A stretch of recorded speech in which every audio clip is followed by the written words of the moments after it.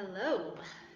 Hi, everybody. I'm kind of waiting for the noon sirens to go off because it's Wednesday at noon. There they are. Can you hear them? um, happy Wednesday at noon. You can always tell when it's Wednesday at noon here in Columbus because the noon tornado sirens always go off. So welcome, welcome. Happy to be here today on this beautiful fall day. And if you are here and watching live, please say hello and leave me a little comment. And if you are here and watching on replay, please say hello, hashtag replay, so that I can find you and respond to you. I see a couple of people there. Hello, hello. Hopefully you are enjoying the fall day as well. So today I'm excited to start a little series about self-care. And today specifically, we're going to talk about the 4 obstacles that are holding you back from your self-care. I've found over the years in my own life and in my clients' lives and in my friends' lives that the things that hold people back from focusing on themselves tend to fall into one of 4 categories. So this is not a scientific grouping. This is just my own observation, but I do find that most obstacles tend to fall into one of these categories. So today we're going to talk about the 4 categories, briefly summarize them a little bit. We'll explore them a tad, and then over the course of the next few weeks, we are going to sort of break down each one of these categories and talk about them in more detail. So before I get started, I just want you to be in a space where you can find some comfort. So what we'll do as far as our embodiment / movement exercise is pretty simple. Ideally, you'll have some floor space, but if you only have chair space or anything like that, that's fine too. So get yourself comfy, and once you kind of feel like you're comfortable, see if you can get just a tad more comfortable. Maybe there's something that you can do to rise your comfort level a little bit. So I'm going to go ahead and jump right in with my list. So these are in no particular order, these 4 categories. I'm sure that they do probably have an order of most common to least common, but I haven't delved that deeply yet. It's really loud out there, sorry. Sirens on the street and coming out of the tornado sirens. Anyway, so these are in no particular order. And the first one that I find that really holds people back from focusing on their self-care is a scarcity mindset. So we often feel like we don't have the money or the resources for things that we want. And this is a whole topic that we'll be discussing next week in detail: scarcity versus abundance. I'll just briefly say today that if you feel like you don't have enough money to focus on your self-care, then you're maybe focusing on the wrong types of self-care, or maybe it's a mindset shift that needs to happen. Maybe you do have the money to take an hour off work early and take a walk. If you cut something else out, maybe if you cut out buying coffee at the coffee shop instead of making your own coffee, maybe that'll free up an extra hour of time for you that you don't need to spend working and making money. So we'll talk a lot more about this next week in detail: scarcity versus abundance mindset. But I want to just say that that's one of the big ones that I see. People are afraid to focus on their self-care because they think they don't have the money to do it. So stay tuned for that next week. Number 2, again, these are in no particular order. Number 2, overwhelm / lack of energy to focus on yourself. So many of us, especially right now, we're all in crisis fatigue. We're all sick of COVID, sick of lockdowns, wanting to spend time with family, sick of working from home, all of that stuff. So we start to get worn out. We start to feel like we don't have the energy to focus on ourselves. The problem with that, of course, is if we're not focusing on ourselves, then we are letting down the people that love and depend on us. So we're letting down our children, we're letting down our partners, our parents, our friends, our clients, whatever it may be. If we are not finding the energy, cultivating the energy to focus on our own life and our own self-care, ultimately we're going to let people down. So that's number 2, sort of a sense of overwhelm or lack of energy. Number 3, again, in no particular order, time. Time is probably one of the most tangible of the things on this list, and certainly my biggest struggle of all of these 4 obstacles. This is probably the hardest one for me. How do you find time, especially now, again, with kiddos doing school from home, everybody working from home, trying to keep everything balanced and as close to normal life as possible. By the end of the day, you have filled your time completely with responsibilities and just logistical things that need checked off the list. And before you know it, there's no time left for yourself, right? So we're going to talk again about that also in detail over the next couple weeks. I have a great video to share with you all on a concept called time blocking. Some of you may have already seen it. I think I've shared it before, but it's so good that I'm going to share it again. And last but not least, and the one that we're going to explore today is a big one. It's fear. We are afraid to focus on ourselves, and there's lots of reasons for that. So we're going to go into that in detail in a second. Before we do, I had a little quote that I wanted to share with you that kind of encompasses this whole concept. So many of you have probably heard this quote before, or some version of this. If a crop isn't growing, don't keep wasting water and fertilizer. Instead, you yank it out, you till the soil, and you plant a whole new kind of seed. Hold on to the core desire of your dream, the feeling you want to feel when the dream is realized, but let go of the old target if it isn't working. A new form of satisfaction is just around the corner. That's a quote by Danielle Laporte, who is a sort of motivational speaker focusing on entrepreneurs and wellness in the business world. So the reason I found this quote pertinent is because I think a lot of us think of self-care as this big unattainable thing, and we are doing all these things that we think are going to contribute to our self-care, like getting gym memberships or committing to very lofty, ambitious goals that we know that we can't keep. And then we fail, and then we give up, right? After we fail once or twice, we're like, okay, well, this isn't working, so we're just gonna give up. Instead, if we can shift our mindset, number one, by changing what our idea is of self-care, and number two, by sort of reorganizing the things in our life to make room for it, we are going to yield an actual crop. We're not gonna just let it die on the vine, right? We're gonna actually move forward with getting well in our bodies and in our lives. So let's bring it back to this one that we're going to explore today. Fear is a huge, huge roadblock for people, specifically when they're working with physical issues, but of course it's also true in emotional and mental issues as well. So I want to talk more about the physical today.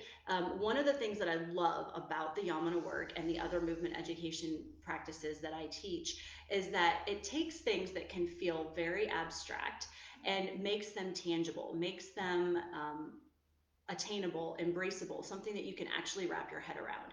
So for instance, somebody who has experienced emotional trauma in their life, their body responds to that trauma as if it were a physical trauma. So whether it's an emotional trauma, like something violent or something awful that happened in your life, or if it's a physical trauma like a car accident or a surgery, whether it's physical or emotional or mental, your body will respond in a similar way. And the way that it responds is to contract, is to tighten up, is to resist, is to do work to try to push away the thing that you are afraid of, whether it's a feeling or a memory or physical discomfort or pain. So I feel like you can basically equate gripping, tightening, contracting with fear.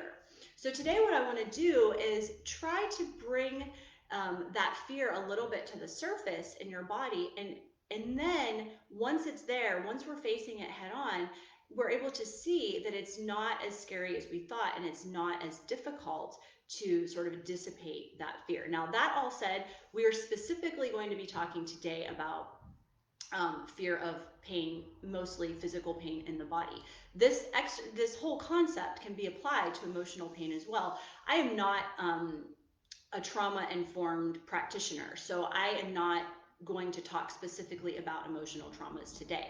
I want you, as you're watching, to take care of yourself in the way that you need to. And if you are a person that has experienced emotional or mental trauma in your life, you can absolutely through this physical exercise, maybe start to address that. But I don't want you to do anything that you're not ready to do either. So if this is something that feels too big for you right now, maybe come back to it later. You could just watch, or you could hop off for now, come back later. But again, I want to reiterate that whether it's emotional pain, memory of emotional pain, or memory of physical pain, or existing current physical or emotional pain, our bodies react in a similar way. So what I want you to do is, I already mentioned get comfy. So get comfier. You can either lie down or sit or stand or whatever it is that makes you feel comfortable. And I want you to think back to yesterday, last week, last month, last year, childhood, as far back as you want to go. And I want you to remember some pain that you've experienced, whether it was falling off the jungle gym when you were a kid. I fell off a teeter-totter once and landed on my head. I still remember that. Whether it was even, a heartbreak that you had as a teenager, or whatever it is, just thinking of some pain that you have experienced in your life, physical pain, emotional pain, whatever feels safe to remember at the moment. I'm going to give you a second to remember this. Hey, Sarah. Good to see you. Okay, no problem, Sarah. Come back later. I was just thinking about you this morning and was thinking of texting you. I'm happy to see you on here. So remembering that sensation of physical pain. And now what I want you to do is notice in your body where and what you feel. So most likely, if you're thinking of a physical injury, you're noticing the sensation today in the area that you sustained the injury. But it might not be just there. You might be feeling tightening, restriction in the surrounding areas, or maybe you might be feeling it somewhere that seems completely unrelated. If you're remembering a pain in your shoulder, you might be feeling this in your big toe. I want you to just do a little scan and notice that for yourself, and just file it away in your mental inventory, remembering how your body felt when you remembered a past pain. That sensation that you're noticing is one manifestation of fear in your body. Now, what I would like you to do next, if you have a ball handy, if you have a Yamuna ball handy. If you don't, you can still do this without any ball, but it's just a little assistant if you do have a prop. Now that you have identified one area in your body that is responding to a memory of pain and noticing that that is manifesting as fear, now I want you to notice the floor underneath of you. Notice the space around you. Notice the walls and the shelter that you're in. And I want you to try to relax your body a little bit. I want you to focus exactly on the spot that you felt the restriction, the protection. All of this contracting is a form of protecting, right? So I want you to focus on that area that you were trying to protect. Unless you're experiencing pain right this second, which if you are, we'll address that in a second, but unless you're experiencing pain this second, it's totally safe to relax your body and allow that fear to float through and out. So I talked last week about a car accident that I had been in as a child, and how my body is still to this day trying to protect me from that impact because I never addressed it back then.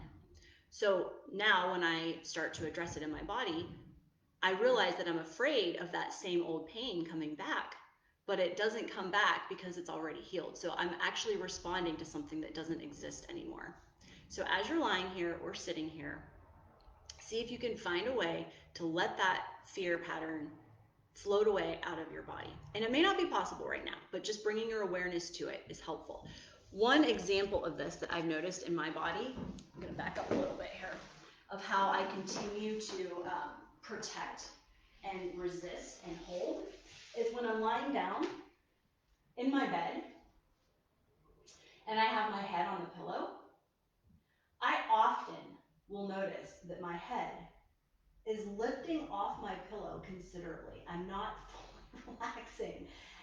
And the reason is because I'm still stuck in an old protective pattern. So what I want you to do is find those places in your body and see if you can, number one, drop your weight, release any gripping or tightening or resisting, And just see if you can bring your comfort level a little higher as you notice and release this protective defense mechanism, because that's really what it is. It's a defense mechanism against pain, any kind of pain. Now, something to think about. When you have an injury, whether again it's physical, emotional, whatever it is, everything near it contracts to it. So this is true for things like a torn muscle. All the surrounding tissue contracts towards it to protect it. It's also true for things like I mentioned earlier, a broken heart. When people are heart sick, they tend to narrow in their chest. They tend to crumple forward. They tend to keep their hands in front of their solar plexus. They're trying to protect themselves. These things can become structural. As you get stuck in this sort of emotional protective pattern, over time, the structure becomes solidified in that way, because you have the tissues that get stuck on each other and get stuck on the bone. And then before you know it, you can't move as freely because the tissues are stuck. And then when you can't move as freely, the tissues get more stuck. So it's a very vicious cycle, and it all comes from this place of fear. Now I want to take it a little bit more tangible again. I want to do an exercise that does require a ball. So if you don't have a ball, please watch along, and you might even try kneading the area with your fingers or something. But I want to pick a certain area that I feel is a place that's universal for most people, where we all have a little bit of fear, but is not necessarily related to any kind of personal trauma that you may have had. So I wanted to pick something that was a little accessible for everybody. And I want to show you how this fear protective reaction can manifest pretty quickly in your body. So let's see here if you can see the whole frame. Hello, I see a couple of you there. Welcome, welcome. We're talking about fear for those of you that just jumped on, and how that manifests in our body. So most of you who have ever taken a class with me before know that we often start by rolling the sit bone. So what I'm going to do is just do a quick little sit bone roll, both directions, and just trying to find tender points and places that feel a little bit stuck. And then after I've done that for a few breaths, both directions, I'm going to take the ball into a vulnerable place, into the hip joint between my thigh bone and my sit bone. So right here, this doesn't hurt at all. I'm on a bony process. There's no pain. There's no fear. As soon as I move into this space between my thigh bone and my sit bone, there's a little space right here I'm about to roll into. This is where my hamstring tendons live, and this is a more vulnerable spot. As soon as I roll into that, it's going to be more intense. So if you're trying this with me, take a deep breath in. Check in with your leg right off the bat. Make sure it's nice and soft and relaxed. As you exhale, you're going to sink into that. I want you to slide your body backwards. Ball moves forward. Instantly, you can see I'm in between my thigh bone and my sit bone. If it's more comfortable for you to fold your other leg under, you can. I'm going to stay facing this way so you can see me. So as soon as I roll into the back of my hip joint, I can feel my leg muscles go tighten up, grip, resist the ball. So what's happening is I have fear of pain in this area, right? This is a very tender place.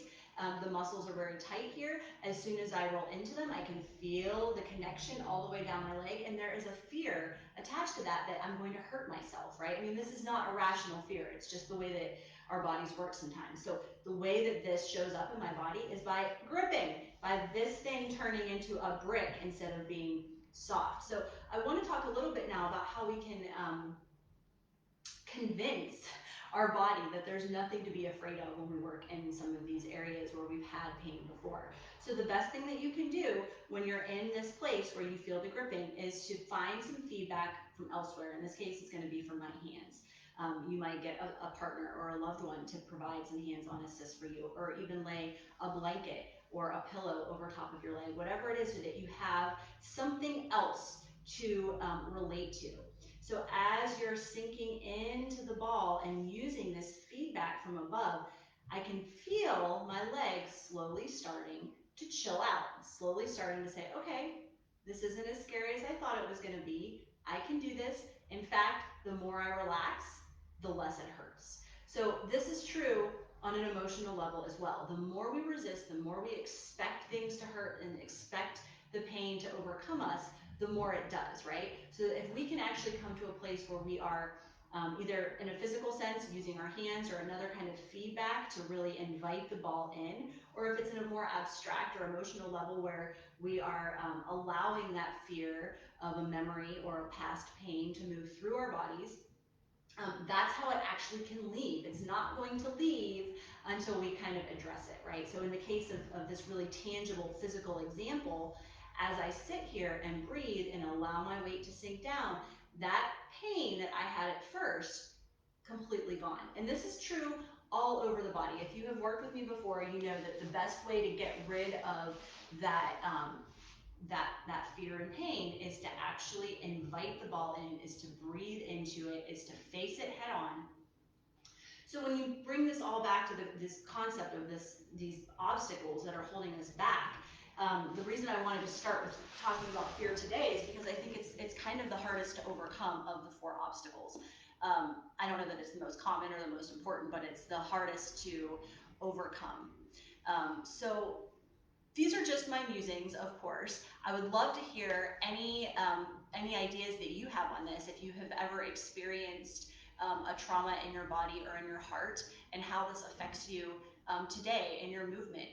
When we have experienced physical pain in our body, we are afraid to move certain ways, right? I have a recurring neck injury, and I still move as if it's going to hurt when I turn my head, even though most of the time it doesn't hurt anymore to turn my head, but I still have a pattern that I have developed over time of trying to avoid the hurt. So all of these things over the years build up to create blockage and being locked up and not being able to move forward. And when we're talking about self-care for our bodies, self-care for our hearts and our minds so that we can show up for everybody else, we can't do it unless we remove this really one big obstacle, this fear of being hurt, or of remembering hurt, or of re-hurting ourselves. So think about this throughout the week. I want you to, another little sort of like homework exercise that you can do is when you were first at the beginning imagining the area in your body that you have had an injury before, and noticing the sensations around that area as you remembered that injury.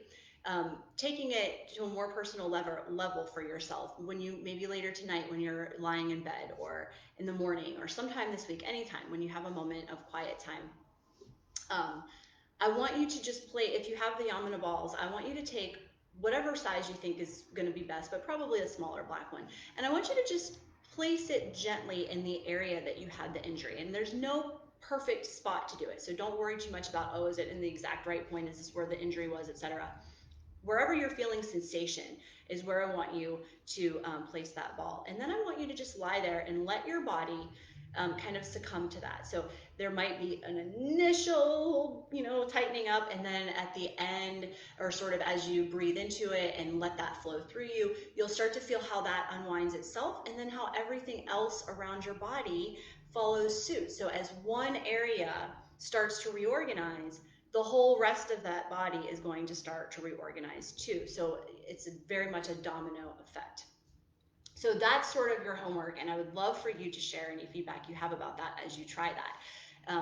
We cannot move to the next level if we're being held back by our fear. So it's very important that we can allow that fear to face it directly, and to let it flow all the way through and out.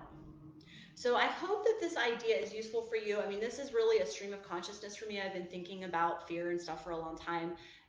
My thoughts aren't super organized on it, but I figured many of us probably have similar fleeting thoughts and ideas. So I just wanted to kind of throw it out there today and see what your thoughts were on it.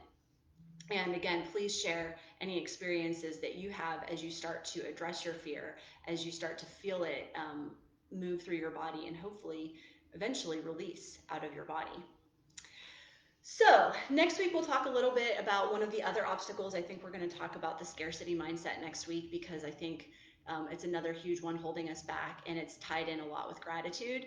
And next week here in the States is Thanksgiving, so we're going to be talking about gratitude and abundance, and how we can cultivate that in our culture, in our self culture, as opposed to scarcity. And then one final thing I want to say, because I've just re-announced this, kind of switching gears here, but back by popular demand, we are doing our free Check Your Technic 5-day workshop challenge again. It's back and better than ever. It's going to be December 7th through the 11th. It's totally free, just like last time. It's happening only in this group. It's going to be similar but different. We'll do some of the same things and some new things will pop in there too. And I want to have a bunch of people that are really super interested in feeling wonderful in their bodies be present for that. So if that's you, sign up. You can register at reniviola.com/technic. So I will see you next week, same time, same place. Have a wonderful week, and I look forward to hearing your thoughts and feedback on how fear manifests in your body and what you can do about that. Thanks, everybody. Have a great day, and I'll see you next week. Bye.